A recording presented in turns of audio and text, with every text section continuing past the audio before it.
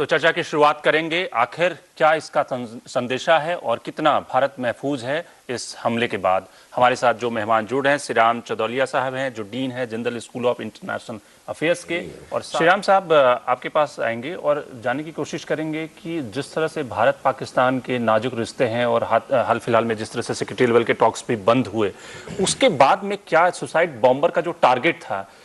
वो एक ऐसी जगह का चुनाव करता है, वो और भी कहीं ब्लास्ट कर सकता था, लेकिन ऐसी जगह का चुनाव करता है कि जहां का बहुत ज्यादा इंपैक्ट होगा और दोनों देशों के बीच में संबंध बहुत नाजुक हैं। क्या डिजाइन आपको लगता है? देखिए, ये जो जिहादी तंजीमें हैं इनकी और पाकिस्तान मिलिट्री के बीच में काफी लंबी लड़ाई चल रही है कई सालों से जी। अभी कुछ महीने से पाकिस्तान आर्मी ने कोई एक नई मुहिम छेड़ी है नॉर्थ वेस्ट में अफगान बॉर्डर पे जी, जिसका इन्होंने नाम दिया है ज़र्ब-ए-अज़्ब जी। तो इसका ये कह रहे हैं कि बदला है। और वाघा का अगर देखें, एक सिंबॉलिक तौर पे देखें तो पाकिस्तान की जो राष्ट्रवाद है, नेशनलिज्म है, उसका भी एक ये मुजाहिरा होता है वहाँ पे, क्योंकि पाकिस्तानी सिटीजन्स कई तादाद में, बड़ी तादाद में आते हैं और वहाँ पे वो अपना सल्यूट मार्च और सब देखते हैं। तो ये मेरे ख्याल से जो तंजीमें हैं जिहादी, ये एक मैसेज दे रहे हैं, संदेश दे रहे हैं कि आप यहाँ पे जश्न मना रहे हो पाकिस्तानी नेशनलिज्म का, बल्कि जब वेस्टर्न बॉर्डर पे आओ तो हमारे लोगों का कत्लेआम हो रहा है मिलिट्री के हाथों। तो ये एक तरह से इनका एक बदले का जो भावना है। आपके हिसाब से जो बलूचिस्तान में और जो पाकिस्तान आर्मी जो अभियान चला रही है जो उनके खिलाफ, उसके खिलाफ ये बदला था, और इसको जो क्लेम करने वाले जो कई सारे गुट हैं उन्होंने कहा कि हमने किया, हमने कराया, तो पूरी तरह से टारगेट सिर्फ पाकिस्तानी आर्मी थी जी। सिविलियंस भी मारने में, जैसे आप जानते हैं दहशतगर्दों का यही स्ट्रैटेजी होती है कि सिविलियंस को जितना हार्म पहुंचाया जाए उतना बेहतर है, ताकि पूरे समाज में एक तरह का एक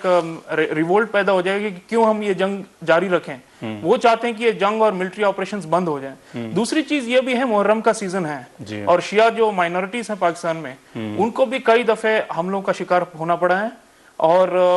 जबकि ये सिक्योरिटी भी देखें, अजब की बात है कि ज्यादातर सिक्योरिटी लाहौर और के आसपास जो ये जहां वाकया हुआ है वो सारा कुछ मुहर्रम की सिक्योरिटी के लिए तैनात थी। और डेफिनेटली लग रहा है कि लैब्स हैं सिक्योरिटी के मद्देनजर देखें तो आप देखिए, सिक्योरिटी तो लैब्स है ही, क्योंकि इतनी हाई सिक्योरिटी जोन में घूमकर बैठे थे। और बॉर्डर पे जो रेंजर्स कहते हैं, जो हमारे बीएसएफ की तरह, उनकी तो बहुत ही हाई सिक्योरिटी जोन है, उसके बावजूद उन्हें पेनिट्रेट किया। लेकिन ये पाकिस्तान की हिस्ट्री दोहराती है। आप बेनजीर भुट्टो के असैसिनेशन से देखे हैं तो हर तरफ की जो बड़ी बड़ी सनसनीखेज जो अटैक्स हुए हैं वो इसी तरह हुए हैं। ये सिक्योरिटी को पार करते हुए आगे निकले, इसका मतलब है इनसाइडर्स का भी हाथ होता है। श्रीराम साहब, हम जो जानना चाहेंगे कि जो वहां पे गुट हैं, जिन गुटों ने क्लेम किया है, जिम्मेदारी ली है, और उसमें भी एक प्रतिस्पर्धा हम देख रहे हैं, सब कोई क्लेम कर रहा है, 3-4 गुट क्लेम कर चुके हैं कि हमने किया, हमने किया। ये वर्चस्व की लड़ाई क्या है? देखिए शंकर, यहाँ मेन चीज है कि पहले तो एक ही तालिबान हुआ करती जो पाकिस्तान की जो इंटेलिजेंस एजेंसी ISI चलाती थी अफगानिस्तान में। 2007 से एक नई तालिबान बनी जो जिसे कुछ लोग पाकिस्तानी तालिबान कहते हैं, कि अफगान तालिबान से फर्क दिखाने के लिए। अब पाकिस्तानी तालिबान या तहरीक तालिबान और अफगान तालिबान में भी मेलजोल हैं, लेकिन उसके बावजूद, जैसे काजू साहब ने कहा, पाकिस्तानी तालिबान की एक खासियत है कि वो पाकिस्तानी सरकार और पाकिस्तान की जो हुक्मरान के ऊपर ही ज्यादातर चला रही हैं अपनी टेररिज्म। तो अब पाकिस्तानी तालिबान के अंदर भी कई फूट हो गए हैं। अब इनकी स्ट्रैटेजी रही है कि इनमें से जोड़ तोड़ के इनको एक दूसरे से लड़वाया जाए, तो इसीलिए इतनी सारी फैक्शंस हैं। लेकिन एक चीज साफ है कि आपने हिंदुस्तान का भी जिक्र किया कि हालांकि वो फिलहाल तो अपना गन्स ट्रेन किए हुए हैं उन्होंने पाकिस्तानी सिटीजन्स और पाकिस्तान की जो आर्मी और सिक्योरिटी फोर्सेस पर, लेकिन एक तरह से एक ट्रेंड चलती आ रही है कि जिहाद जो है वो अफगानिस्तान से मेरे ख्याल से पूर्व की दिशा में और बढ़ती आ रही है। और हमें न केवल सतर्क रहना है, जैसे उदय भास्कर जी ने कहा, हमें प्रोएक्टिव रह के वहां पे इंटरवीन करना होगा थ्रू कोवर्ट मीन्स, ताकि हम कुछ ये जो टेररिस्ट ट्रेनिंग कैंप्स वगैरह जो इंफ्रास्ट्रक्चर बन रही है दूसरी तरफ, उसको हम तोड़ डालें पहले से। ये ना वेट करें कि आके वापस पंजाब में, वापस कश्मीर में ये लोग आग लगा सके। श्रीराम साहब, आपसे जानना चाहेंगे कि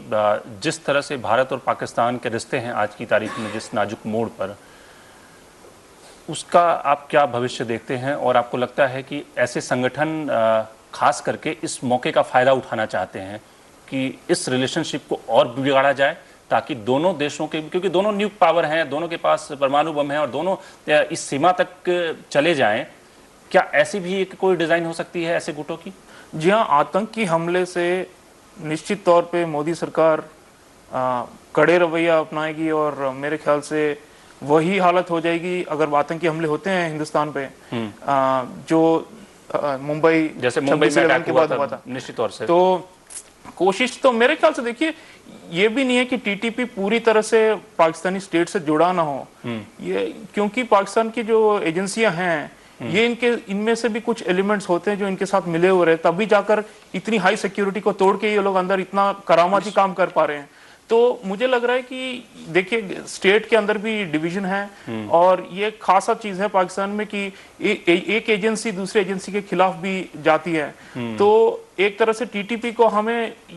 बिल्कुल ही नेग्लेक्ट नहीं करना चाहिए कि ये हमारी तरफ नहीं आएगी, क्योंकि टीटीपी के कुछ ऐसे भी मेंबर्स हैं वही उसी इलाके से आते हैं जहां पे अफगान तालिबान, जिन्होंने बहुत हिंदुस्तानियों का कत्ल भी किया है पहले जी। तो, और ये जो ग्रुप्स है सारी मिली हुई रहती है कहीं ना कहीं, तो क्योंकि इनके इंटरेस्ट एक जैसे हैं, इंटरेस्ट एक जैसे हैं और सारे जिहादी, इनकी जो माइंडसेट है यही है कि हिंदुस्तान हिंदुओं का देश है और इन पे हमें राज करना है। तो इसलिए एक तरफ से देखा जाए तो हमें ना सिर्फ ये नहीं कहते कि हमारी सिक्योरिटी और तैनात महफूज कर लें, लेकिन हमें कुछ ऐसी कार्रवाई करनी पड़ेगी ऑपरेशंस के तौर पे जिससे कि इन ग्रुप्स में और भी लड़ाइयां हों और जिससे कि हम वीकन कर सकते हैं ऑपोजिशन को। वरना अगर ये सब एक साथ हों तो मुझे लग रहा है कि ये दाईं तरफ और आती जाएंगी और जैसे अमेरिकन अफगानिस्तान से निकल जाएंगे, मुझे लग रहा है कि पूरा दरअंदा वापस हिंदुस्तान पे आएगा और कश्मीर फिर जल सकता है। चलिए, बहुत बहुत शुक्रिया श्रीराम साहब इस चर्चा में जुड़े हमारे साथ। आपने जो विचार व्यक्त किए, आपने जो राय दी, बहुमूल्य विचार। तो कुल मिलाकर जो पाकिस्तान के हालात हैं और जिस तरह से तालिबान के धड़े पाकिस्तान के बॉर्डर पर, बाघा बॉर्डर पर उन्होंने ब्लास्ट किया, वो हिंदुस्तान के लिए भी चिंता की बात है, चिंता की लकीरें हैं, क्योंकि उनकी मंशा